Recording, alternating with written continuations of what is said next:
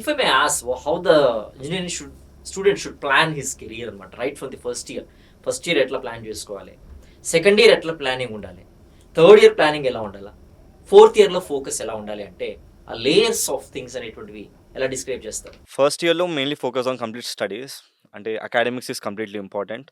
ఏ chance వచ్చినా వెళ్ళిపోవాలి sir. వాళ్ళు స్టేజ్ మీద వచ్చి మాట్లాడమంటే మాట్లాడాలి. ఎందుకంటే ఆ జోన్లోనే అప్పుడు ఫ్రీ అయితే ఫోర్త్ ఇయర్ వచ్చే వరకు కంప్లీట్లీ ఫ్రీ అయిపోతారు. Vocabulary is important. ఫస్ట్ ఇయర్లో అవన్నీ చూసుకోవాలి. బేసిక్స్ నేర్పిస్తారు. పైథాన్, సి అవన్నీ అవి నేర్చుకోవాలి. Completely focus on academics.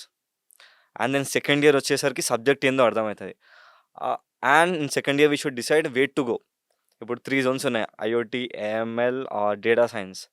For the CSC background ఏ బ్యాక్‌గ్రౌండ్ అన్నా. Let's take an example of computer science student.